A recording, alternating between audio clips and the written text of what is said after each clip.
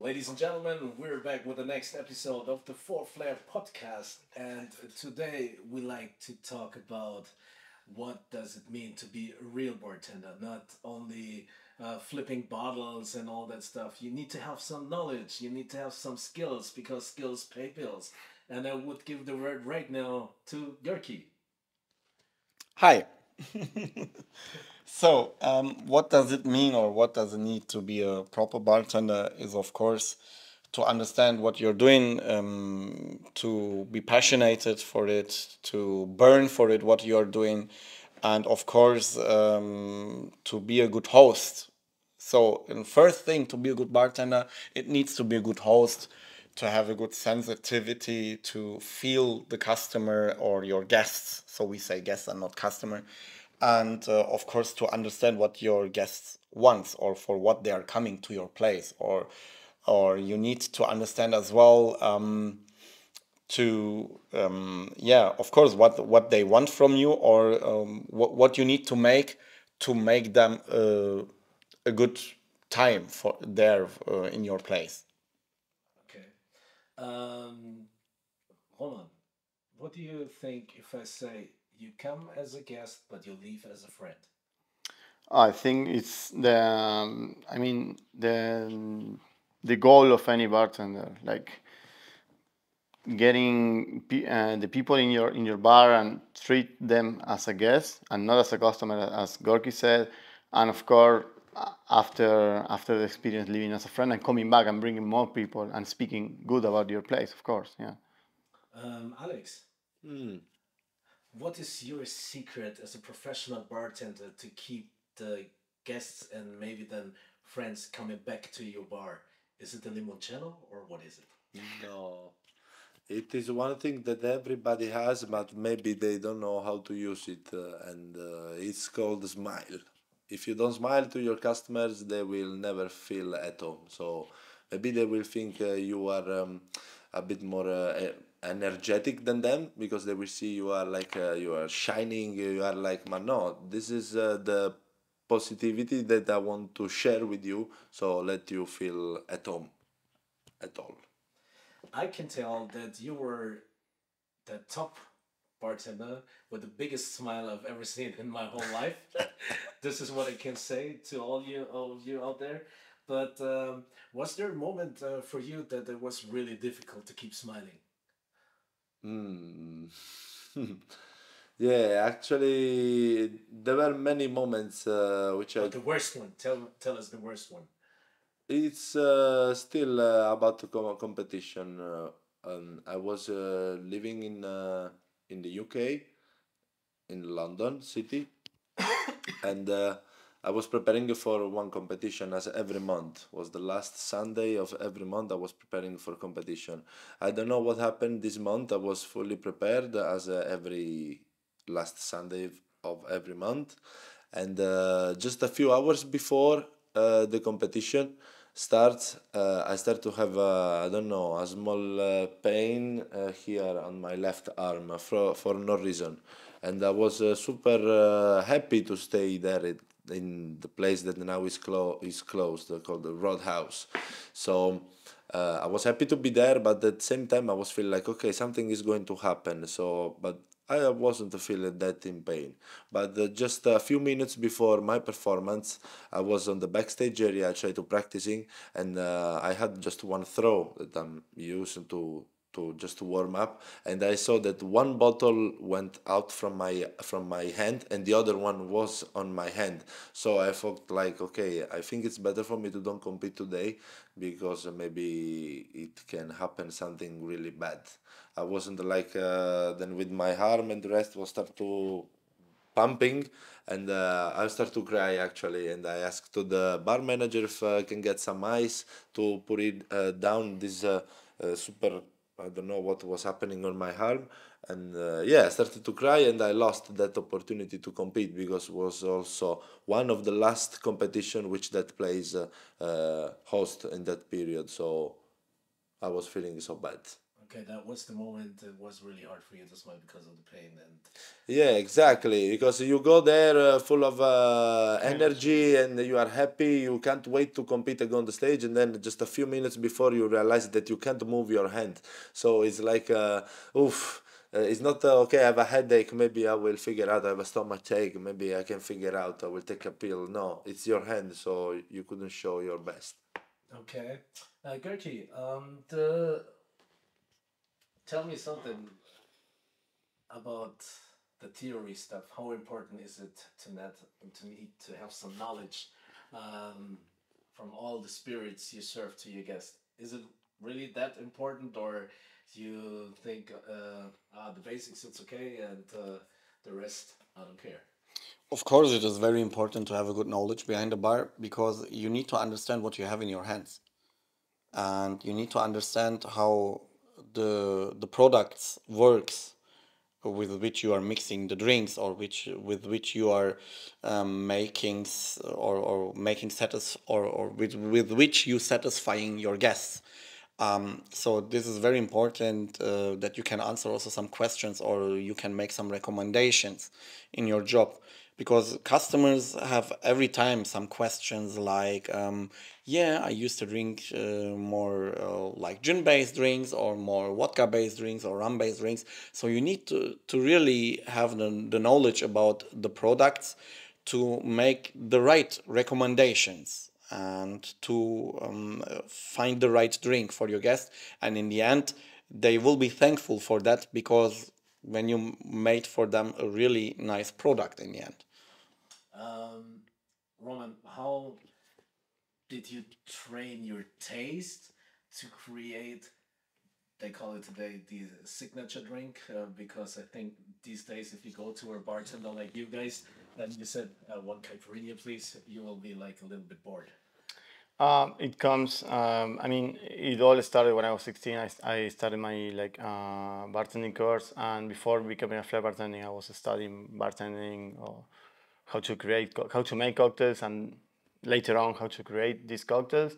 And during my career, I met a lot of people like specialized on like sommelier, or on mixology as they call it now, or on cocktail creations, or brand ambassador from different brands. And I learned a lot from them. And I was lucky because I've been working in really good bars and hotels, and the rest of the staff, and especially the bar manager of these places, they were in a really high level of mixology. So I learned a lot from them, and I had the opportunity also to taste a lot of products during my life. And yeah, I'm still, I mean, in my flat in Milan, I still have my bar with my bottles and stuff, and I keep myself training all the time. Yeah. So you're an alcoholic? I'm not. No, I'm not even drinking alcohol now. But Because you said I'm training all the time. no, no. So when I mean training, is smelling the products, so your brain can keep trained, and also like trying, but not in a really low amount. Okay, okay. Alex, tell me, what do you think is too overrated uh, at the bar business? I don't know. Is it the way like the smoke pistol, or is it like these ice? How you call it? The thrill machine, yeah, or whatever. There are some products that are way overrated, and you don't really need them. It's just for show or fancy stuff or something like that. I don't know because I used to work with many products in my life, and I found out always some good ways or some bad ways how to use it. And maybe in the beginning it was cool for me to use it, but then I understand it was better to use another product, maybe more fresh or from another kind of bottle or another brand. So I'm always also that kind of bartender which finds the way how to work better. So sometimes it depends by the product, or how it can be by your setup organization. So Is there maybe a machine you think it's not invented yet, but it needs, or is it benefit during the working day behind the bar? Is there anything, because you have experience more than 10 years, what do you think, hey, we need something like that that makes my life as a bartender way more easier. Yeah, no, because I like to prepare cocktails by myself, so I don't think that we need a machine. More than an ice machine and a coffee machine, they are the only two machines that I need on my side. And the So. dishwasher, of course. Yeah, this is the barbecs. I need to wash it. Because guys, before become what we are, still we have to learn many things. But we washed many glasses in our life, and we still doing it. What do you think? You would be a millionaire if you get for every glass you wash by yourself €1? I would get maybe €1 every bottle that I smashed instead of every glass that I washed, because maybe we could reach a few millions if we put them together. Ah, nice. Gerke, um, you are a bartender and you have your own strainer. You work with a company together. And is there any other product you think you can invent or is missing behind the bar these days? Like something what is making the life more easier? The same question I asked Alex. Actually, I mean, the last product which we released was like the Gorky strainer, which is actually really good and one of the best fine strainers on the market right now. So, which with which you can pour faster your drink and fine strain your drink easier and faster, which saves you a lot of time, and which is also very easy to clean, of course.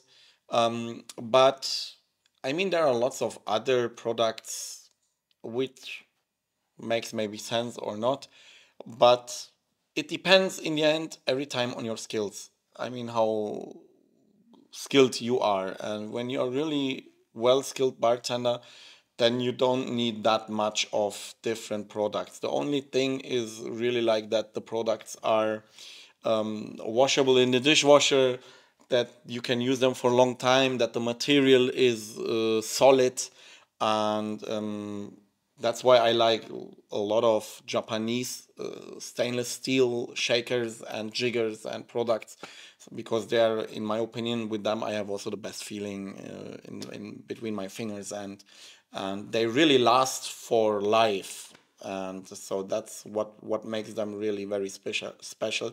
And I like also the Japanese design of bar equipment, because they are more elegant, and more fine lines, and so this makes uh, our job also more easier and more interesting, of course.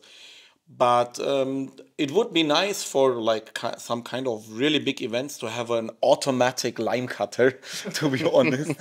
Yes, I You remember think our there is last a machine event. that's missing? So this kind of machine is really missing, to have like kind of just a tower plug in and the electricity, and you just put in the limes and it cuts you into the 8 wedges as you need them. So this is really missing without doing anything else. And then they look at you and ask you, "Do you need anything else?" Yeah, that's it. Awesome. Alex, the five C or no's as a bartender. The five C or no's? C or no. Okay, yeah, as a bartender. Okay. By In your opinion. my opinion. Okay. Five yes and five no, or five totally. 5 and 5, Yes, bro. no. 5 and 5. Okay. So the five yes is of course you need to be fast. So yes at fast bartender. Then yes uh, at the smile. If you smile, so of course you done a really great job. So smile and be fast, professional. So when you work, don't work just because you will earn money in the end of the day, but work because you really want to use these tools and you really want to make a cocktail and you really want to make happy your customers. Then uh, have a good feeling when you work. So don't think that the 8 hours will be so long. So let the time runs you, not run behind the time. Otherwise, your 8 10 hours of shift or whatever they will never pass through. And another yes, make sure your barbex is behind you with all the ice and bottles that you we might miss. Those are the first yes, yes, and then some no's. Just be always on time when you start your shift, or whatever you have to start. Try to be on time. Work super organized and with a nice setup. So that means you don't have to move from the station, so you can work correctly. So don't be late. Yeah, So so no. don't be late, don't be disorganized. Yes. Make sure when you work, everything is set it up in the right way. So when you start, you don't have to move from the bar station, not even to go to the toilet, because it's just stand up work.